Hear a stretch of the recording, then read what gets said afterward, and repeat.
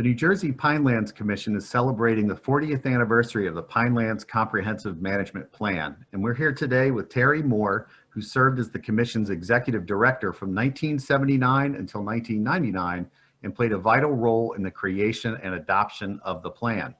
Thank you for joining us today. Happy to do it. All right, so let's go back in time a bit. The state approved the Pinelands Protection Act in June 1979, and it authorizes the Commission to devise a comprehensive management plan that will govern land use, development, and the protection of the extraordinary resources in the Pinelands, which covers about 20% of the state. You have a deadline to produce and adopt the plan. How much pressure were you under when this was going on, and how did you and the Commission staff get it done? Well, let's do some history, I guess. I was appointed by Governor Byrne the day the Pinelands Protection Act was signed, and discovered shortly thereafter that there was no budget, no staff, no office. So we had to begin from the very, very beginning in this kind of adventure for at least until August 1980, and that was our original schedule. The plan had been segmented shortly after July, which extended the protection area portion until November, but our schedule was 1 year from the date of the act. Our first activities were getting staff on board. I think I did that in less than a month of interviews. Some people had been people I knew of, others had been associated with the Pinelands Review Council or committee that was the predecessor to the Commission. Money-wise, we were fortunate to get a Green Acres grant from Betty Wilson, who was then Assistant Commissioner, later Chair of the Commission, for $500,000. Then I wrote a proposal to the Geraldine Dodge Foundation, who graciously gave the state of New Jersey for a public purpose $200,000, which enabled us to hire some development review staff. And then the Secretary of the Interior a few months later came through with another $800,000. So we built the budget over a couple of 3-month period. What was it like? Hectic. Staff was fantastic in terms of their commitment and work ethic. They worked long hours. Commission met very, very frequently over that period of time, sometimes weekly. Work programs had to be done, consultants had to be hired. So I think you might imagine that between particularly June the 28th of 1979 and that December of 1979, everything finally came into place. All the consultants were hired, all the staffing was done, and then it was just a matter of the easy part of doing the plan. So what was the political climate like as the Commission was working on the plan? How much support was there and how much opposition?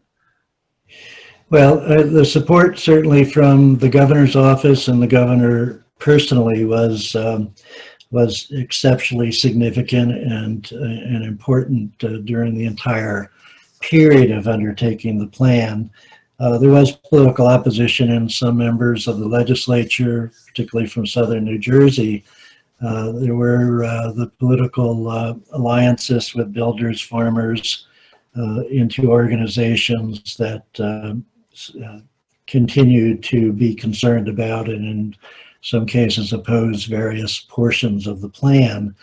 But overall, and I think it's to some extent attributable to the speed that the Commission was operating under, and the complexity of what was being done. It, I think, was a relatively smooth process until the date of adoption. Yeah. There were concerns, of course, but I don't recall that the political opposition really gathered immense strength during that period. Okay. So what would you say are the greatest strengths of the plan?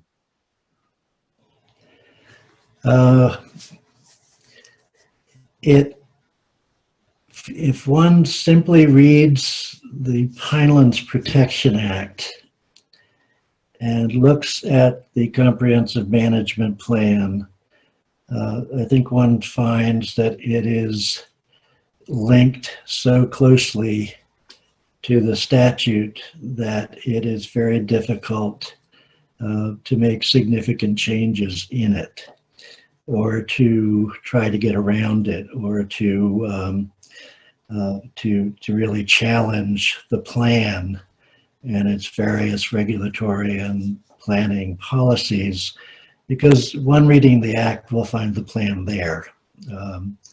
If you look at the instruction of the act to preserve a large contiguous land area, now the preservation area of the New Jersey Pinelands, and to permit different forms of development in the protection area, it's not hard to see the reflection of that in the plan, the preservation area being very tight, the various levels of development capability within the protection area.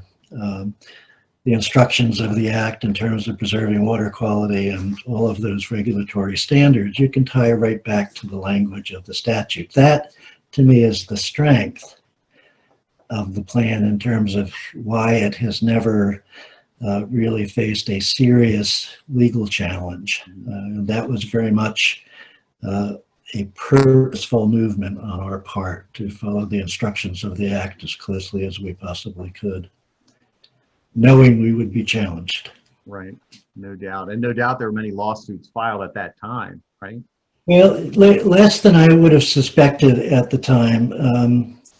The only challenge that caused me some concern was after the plan was implemented, was the Gardner decision, which went to the New Jersey Supreme Court, which was a taking attack on the plan by regarding the agricultural zoning, and that went to the New Jersey Supreme Court. It's the only one that ever did, and we were upheld. Others were pretty routine, and whether it was at the appellate division or even in the application of the regulations before the Office of Administrative Law, the Commission's record legally was quite sound. Mm-hmm. Okay. Well, looking back, what are you most proud of about your tenure on the Commission as the Executive Director and as someone who played such a critical role in a plan that has protected the Pinelands for current and future generations? This may sound trite, but it really is not. What I'm most proud of and have always been is I brought the Commission an excellent staff, and I hired every one of them, whether it be the assistant director level all the way down. I brought them immensely talented consultants, particularly on the legal side with Charlie Seaman and Wendy Larson. We're very critical in terms of working with the staff over time and the Commission on devising so many of the policies that are in the plan. I gave them a work program that they followed pretty critically and pretty well during the period. And I think much of it was also a relationship between the chairman of the Commission, Franklin Parker at that time, later, of course, Richard Sullivan. We had a very good working relationship, and I think Frank Parker's leadership was very helpful in terms of having a Commission that didn't get into major squabbles. He allowed everyone to speak for as long as they possibly wanted to. Mm-hmm. Same with the public. And I think that chemistry between us and other members of the Commission, that worked. Great. So, all right. Well, thank you so much for your time today. Very interesting. I appreciate it. And thanks for all your work to protect the Pinelands and serve the citizens of New Jersey. Okie doke. Right, nice to talk to you. All right. Bye. Bye-bye.